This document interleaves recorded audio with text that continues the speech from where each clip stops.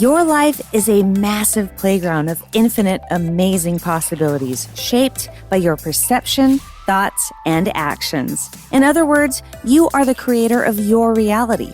This is the Cosmic Soul Podcast, and I'm your host, Debbie Bowen, and it is my purpose and goal to inspire and motivate you to fearlessly be the truest, best, and most authentic you so you can manifest the life you were born to live. Ready to level up? Let's get to work. Welcome back, Cosmic Friends, to your favorite frequency-raising podcast. This episode is brought to you by COVID. COVID, all of your food isn't just a shitty batch. You just can't taste anything. Yes, it's true. If you follow me on Instagram, you may know that me and my husband have been brought down by the COVID monster. Not brought down, but, it hasn't been the most enjoyable experience, as most viruses and things like that are not very fun, but we actually did think that our food was a bad batch. I'm not even playing with you. The other night we were eating some of our favorite stuff, and gradually each day they were just tasting crappy, and we actually thought that they were just bad batches until last night. Actually, we realized, our taste is completely gone. So that's nice. A week later, after going through all the respiratory stuff, and now our taste buds are gone. But hey, we're here. We're doing okay. We're grateful for each other, and I'm grateful to be here with you. But if I don't sound or act like myself on this episode, you know why. So let's go ahead and get this ball rolling. Enough of this sympathy pity party. I'm done with it. Let's go, Cosmic Souls. All right, winter is almost over, folks. Thank goodness. I am ready for more sunlight. I don't know about you, but these early evenings are kind of a drag. All that time for quiet introspection and keeping yourself kept away is almost over. So hooray to the soon-to-be coming of spring. It's time for awakening and revival of our minds, bodies, and spirits. Besides allergies, this is my absolute favorite time of the year. All the baby animals and all the flowers.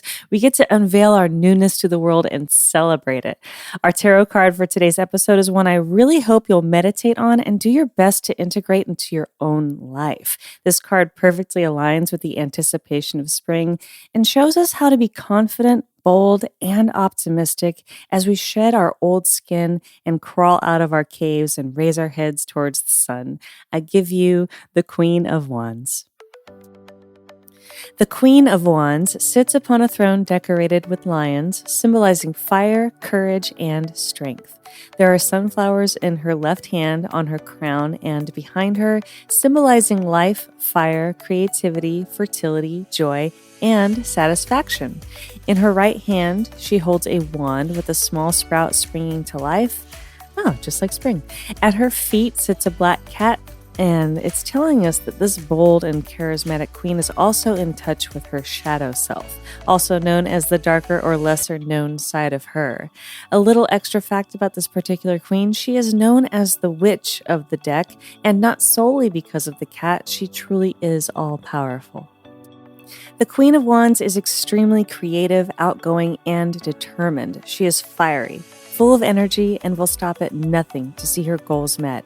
Like all tarot queens, she represents power with others as opposed to over others like the kings. This very much has to do with divine feminine energies like unity, collaboration, and compassion. This particular queen is the most empowered queen of the tarot, and she is also the most in touch with herself. She is a master of her light side and dark side. You could even call her a poster child for the phrase, know thyself. When you embody the Queen of Wands, you are upbeat, courageous, and determined. You have creative visions and a life purpose that you are ready and willing to see through to the end, no matter what challenges or obstacles may lie ahead. You are extremely self-aware, and you know your strengths and weaknesses and how to use them to your advantage to achieve your goals. Be bold and optimistic, ready to engage with others by sharing ideas and whatever else fires you up. Know what it is you truly want and go for it. Be 100% fully unapologetically you. Don't hide under what anyone says you should do or should be. This is your life, and you are the ruler of it, right? Don't be afraid to be heard and speak up. to go your own way and blaze a trail. Life is not about being small. Shine your light brightly so your tribe can find you. And when they do, your collective energies will create beautiful, positive change within yourselves and the world. This is the time to officially own your power. So, let's talk a little bit more about the importance of know thyself. And I want to start by sharing something that I found the other night. I was honestly pretty shocked that I found this. So I was doing a little searching on some of the ancient places that know thyself was carved or written or spoken about. And I came across an article on Britannica.com of all places. And it was actually written by a professor of philosophy who was also a senior research associate at the University of Cambridge. Impressive credentials for sure. But their article was titled, "Know Thyself is not just silly advice, it's actively dangerous."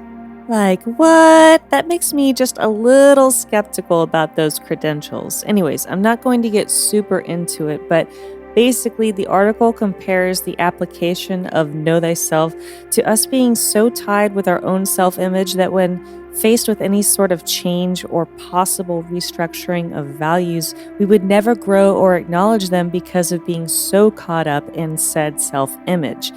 And they actually use coffee preference as an example for how you know yourself, which is absolutely absurd if we're talking actual philosophy here in a manner that we would be taking seriously. Now, I am not a college professor of philosophy, but this is not what know thyself is about. Yes, it is a phrase that has multiple meanings, but if you want my opinion, or rather how I interpret it, it's to know your lightness and your darkness, what makes you feel all the good feels and what makes you feel the bad ones, what sets your soul on fire, and what makes you curl up and hide or lash out reactively. It's knowing what triggers you emotionally and knowing why, so you can have that control and be the master of you, thoughts, and emotions. And that's why shadow work is so important. You want to become friends with that darkness so it doesn't ever control you. You need to really know it. And when I say become friends, I don't mean to let it run wild and do unspeakable things. Let's say you get super jealous of some other people for whatever reason. There's a lot of potential reasons. And those reasons are all more than likely ridiculous and a waste of your time. So you know you get jealous. Now, when it happens, you allow yourself to feel it and recognize it as an aspect of your darker side. This jealousy or other reactive emotion serves no purpose but to drag you down and consume your precious energy. Realize this, give it the space it needs to be observed, and voila, its power over you has just been cut tremendously. You may still feel jealousy. In fact, I guarantee you will. But the more you practice knowing yourself and catching that shadow, the less it will have an impact on you, and you will feel more empowered and in control.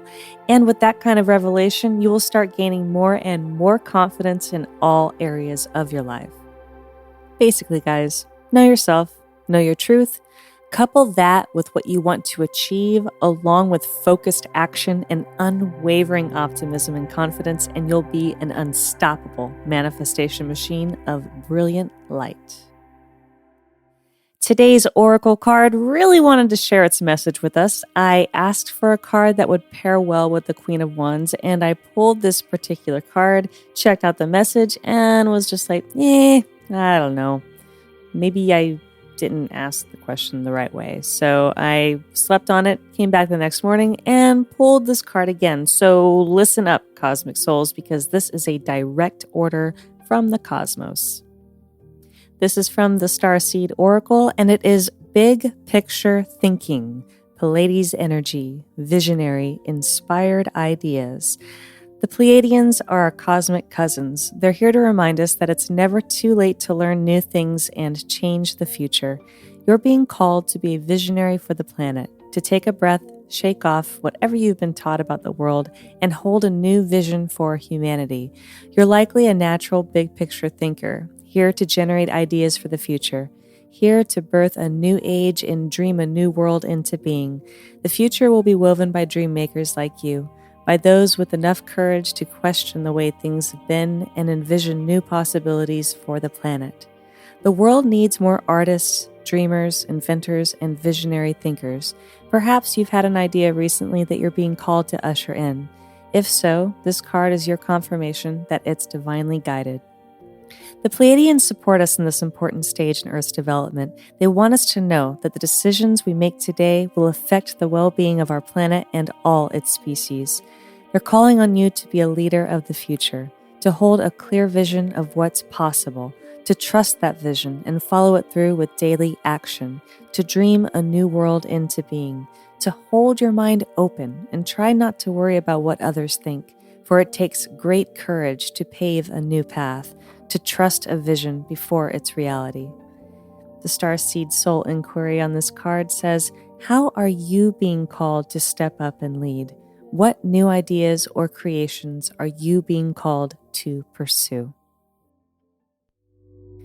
Okay, next up, we're solidifying our unique and imperative roles with this episode's affirmations. You can manifest powerful confidence within yourselves by rewiring your minds. When you repeat these every day and throughout your day, you literally create a new current within your brain that becomes stronger each time you repeat these positive affirmations. So don't just say these today, keep it up so you can really witness their power. Let's start by taking 3 slow and deep breaths.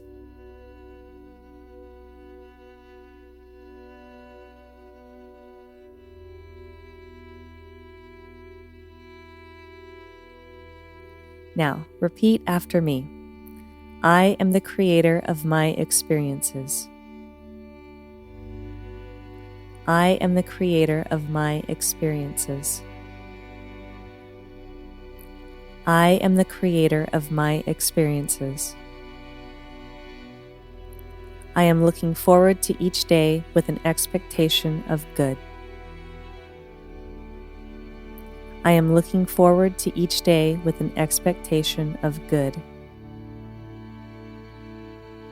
I am looking forward to each day with an expectation of good. I have a purpose and I am ready to share it with others. I have a purpose and I am ready to share it with others. I have a purpose and I am ready to share it with others. This episode's challenge will literally raise your vibration and fill you with that beautiful light that we all love. Whenever you're not quite feeling at the top of your game, whenever you need a boost, I want you to imagine a beam of brilliant light shining down from above and up from below and just engulfing you in it. Imagine it filling you until you yourself are radiating this light. This is also a great way to start your day. I promise you, you will feel amazing and ready for anything. That's it for today, beautiful ones. Please like this video if you're watching on YouTube and hit that subscribe button. Check out the show notes for some cosmic links and join the Cosmic Soul mailing list so you can be in the know for upcoming giveaways, blog posts, and other news. You are a miraculous soul sent here to experience all the good life has to offer. Don't settle for anything less. Remember, it's all in your hands. You just need to know and trust yourself. Stay cosmic, everyone.